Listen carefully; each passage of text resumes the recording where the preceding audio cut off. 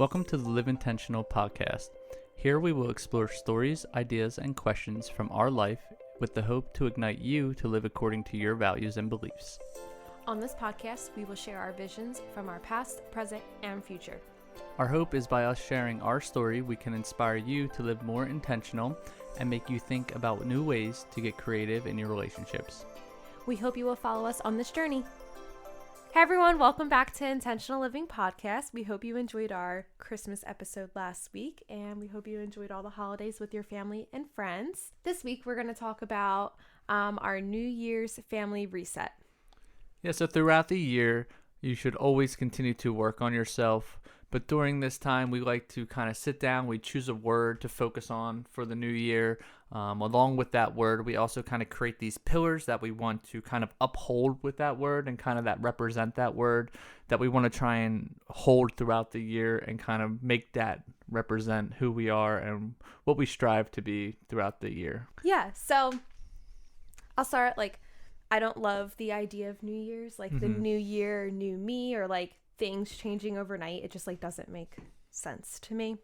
And I just think you should be continuously working on things throughout the year. It can also lead to a lot of negativity, I feel when the New Year's comes around and you're oh my gosh, there's so much that last year's new year, new me, or whatever you didn't accomplish. Yeah. And it just kind of starts off the year, I feel on a negative note. Yeah, setting a resolution or goals kind of leads to not failure, but like you said, kind of a life negative. Gets busy. Yeah, and then you don't, you might set deadlines or it doesn't happen. But what we do is kind of set these pillars and this word that represents the whole year, and we try to uphold that. So one day you might fail at that word or those pillars, but you can always try again tomorrow or next week or next month. And they're kind of buildable, I feel like last year's we picked strive. Mm-hmm. So some of the things that I just wrote down within that were getting outside more, exploring something new, setting aside more time for worship, doing our debt journal.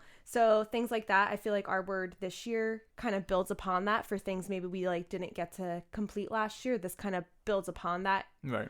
To the next part. Yeah. I don't know. Yeah. Well, why don't you... expands on that a little bit more. Exactly. Yeah. And then, why don't you tell them what our word is and then we can jump into it. So this year we are picking betterment. So for betterment, we the pillars that we kind of want to represent this word, we chose, we have been looking for a new house. So, trying to become debt free so that way we can get, a new home and kind of start our family. Because right now we rent, but we want something that's ours and that we can make, our own. We also want to work on our mental and physical health and be well-rounded in that. Community through religious gatherings and practice more gratitude, small and large. We kind of started doing that this year with the Thanksgiving cards that we did. So we talked about it in another episode, I think, but we just had these gratitude cards where each day we would write down what we were grateful for that day. And then when Thanksgiving came at the end of the month, we sat down and we read them with each other. Yeah, I really like that. And it's something I want to continue that besides just within the month of Thanksgiving, continuing that on. Yeah. I think something that we could do to kind of practice that gratitude would maybe get a gratitude journal. Yeah. And then, like you said, we'll split the pages. I can have top half, you can have bottom half or whatever. And then we can write down a little journal about what we were grateful for that day. Yeah. And that way it kind of gives us a chance to reflect on that day, what we were grateful for, what some of the struggles were, and what some of the good stuff were throughout the day. I think that would be really cool to add into that. What do you think are some ways that we can work on our mental and physical health and be well-rounded in those two? Yeah, so I started doing it more of focusing on how you feel. So I feel that's more important. So I try to start at my morning. I figured out kind of a routine that right now works best for me. So I kind of stick with that because I feel when I kind of stray away from my routine is when I I'm I felt a little more off today or something. And then I start to think back to it and I'm okay, well, I did that different this morning than what I have been doing. So it's probably related to that. So I try to stick along my routine. I have been trying to set aside time. I either listen to worship music in the car when I'm driving, or I've been trying to start reading my Bible more. And then also I have like an app that does like meditation and then my workouts. So I really like to use that each day. Yeah, I'm almost the same. My mornings don't go the same every day, but I try and get to the gym early. I try and do a little bit of worship, whether that's through a podcast or reading my Bible as well. And then, taking my vitamins every day is something that I really want to take more serious in the new year, because I did do it more at the end of this year. But we use Care of, and if you guys don't know what that is, it's an amazing app and website where you can kind of customize what comes to you. Yeah. And they basically send you these boxes, but I have like 3 stacked up right now because I've fallen so behind in the middle of this year, where now I have 3 boxes stacked up and I need to kind of catch back up before I can get another one. So I really want to stay on top of taking my vitamins, staying in the gym, and staying, mentally wise. I think it's just about kind of finding happiness and gratitude this year will really help my mental state, I feel like, and that's something that I really want to focus on more. Yeah, I definitely noticed, like, for the mental part, it's also about like having balance. So if there's like days that you are feeling more tired or something, like it's okay to also give yourself rest and not necessarily like push yourself so hard, because you also need that rest too. Yeah, whether that's mental or physical tiredness, it's always good to give yourself a little bit of a break. You don't want to overdo yourself and then become drained out, and where then you're like, oh, I don't feel like doing this for like a week. It's better to give yourself that one day or a few hours that day to kind of sit back, reflect, and relax, rather than falling off for a few months. So that's kind of a way where we can keep up with this word and these pillars that we created, to kind of remember that throughout next year, to kind of, if a day you feel drained, let's just sit back, relax, we'll watch some Netflix, we'll hang out, and there's no reason to continue to go with, the uppity world that we live in. Yeah, I feel like it's like bite size. Yeah. Is like... That's a good way to put it. Yeah, kind of explain what you mean there. I feel like that's like a good idea. Yeah, right. Yeah. So we already kind of started with the community through religious gatherings. Right now we're in the search for a new church. We did go to a new church for Christmas Eve. I really liked it. It was fun. Yeah. They worshiped more through song for Christmas Eve, but it looks like, they do a lot of extra stuff too, like gatherings where after church, everybody seemed like one. So I think maybe by the new year this week, and maybe by the beginning and end of January, we'll kind of narrow down some, and we'll choose a new church that we'd like to go to. We also do a lot of home church where, I'll read you Bible verses and we'll kind of dissect it together. Same with you. And then throughout Christmas, I know we talked about it last week, but we did the Advent calendar to kind of roll into Christmas that way. Let's see. What is something new that you want to like stop or like quit this new year? For those who don't know, I vape. That's something that I really am looking to quit this year. It's very hard to stop. I think that's actually harder than cigarettes. I don't know why, but I think that's mainly my main goal, is to quit that by, the first few months of next year. And I just want to kind of more self-reflection. I don't know if this is something I want to stop, but more self-reflection, I mean, whereas, if I get too hot-headed or mad at something or angry, where I just want to look inside myself and kind of cool down before I engage in a conversation, whether it's with my friends or family or like kind of look inside myself and then, have that conversation. So that way conversations that, may get heated can kind of be more of like a civil conversation on why this may have happened and how can we come to a resolution on it. Yeah, or just maybe like more beneficial, because when that happens, you usually like typically don't get a resolution out of a conversation like that. Nothing good comes when you're talking to somebody heated and in the moment, because you're just letting your emotions control what you're saying, and that's never good. You should be clear-headed when you're having conversations with people, especially about heated things like that, Yeah. How about you? Or kind of like what I said. It doesn't have to be that you necessarily want to stop it, but I don't know. You don't know? I didn't think about this. No. We'll think about it. Maybe we'll come back to it. If you think about it, just jump in. What about something that you want to try, you like hope to succeed this year, or something that you want to, make a priority for next year?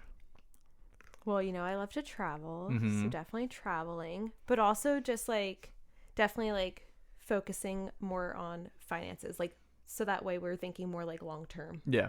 Well, we did get the debt journal last year, which we should probably utilize this year. That was one of our pillars from last year that, this is a good example too. That was a pillar last year, and we kind of fell off of that for a while. Like finances for us were always in the back of our head, and we always, wrote it down. But I think this debt journal will help us kind of keep it all in one place and keep it manageable throughout the year. You're supposed to do it. I think it's either daily or weekly, so it's supposed to keep it like really like forefront. On top. Yeah, you're supposed to stay on top of it and in the forefront of your mind. So that's something that, definitely for both of us, I think that's something that we really want to succeed at next year is becoming debt free, so that way we can kind of live within, our means and be able to do the travel that we want to do, get the new home that we want to get, and be able to just not have to worry about those bills, except for the bills that, or can't get rid of, but, things like that. So why don't we kind of go over like how we started this word? We wrote down here, like we sit down together and kind of talk about a word that you both select, that you both want to represent. So sometimes I feel like it doesn't really start with the word, maybe. Like it's kind of more of like your ideas for the year, and then you kind of like base a word off of. I feel like easier than just like selecting a word out of thin air and then coming up. You could even, I think doing it backwards is a good way. It's kind of write down these pillars, which is kind of like what you said. It's the idea of a word, and then maybe from those pillars create a word, and then that word overall is what you want that year to represent. So the pillars are kind of what that word represents, and then to uphold that word, you have to become those pillars kind of throughout the year. What is a way that helps you like remember the word? What do you do? So last year in my office, I have a whiteboard. We wrote it on there. Last year's word is still up there. So that, I think what we're going to do this year, or what, I'm telling you now this for the first time, but we'll leave that in my office. We have the whiteboard in the kitchen. We can write it on the whiteboard in the kitchen, so that way it's right there when we walk in the house, keeps it right there. Let's also maybe think of, I would like to get like kind of like what we got Grayson for Christmas, like the chalkboard, but have the paper roll out. Oh yeah. And then that way we can write the word on there, or even on the easel that we have out there. Maybe we'll finagle something in that where it's like a piece of paper and it has the word and then the pillars. And then under the pillars, I kind of want to write how we can, like what we just talked about here, is how we can uphold those pillars and what represents those pillars to represent that word. I say also I love using a agenda, like a paper agenda. So I also write mine in like the notes section of the agenda. That way it's like, and then somewhere if you I can, do that, you could put like a paper clip in that section, so that way it's easy to get to. Like, sometimes you'll flip through your agenda and the paper clip stopped me here, and then you'll look at it and you'll remember it and see that. Just read over it every so often, and keeps you up to date with it. So building off of like writing it down, whether it's on a whiteboard, piece of like butcher paper in your agenda, I think besides having your word and the pillars, it's also important for you and your significant other or spouse or whomever to kind of create like, I feel like, goals based off of those pillars. Because sometimes you see the word and then you make those pillars and you're kind of like, okay, well, like, how do we achieve that? Where do we go from here? Yeah, like it feels maybe a little overwhelming.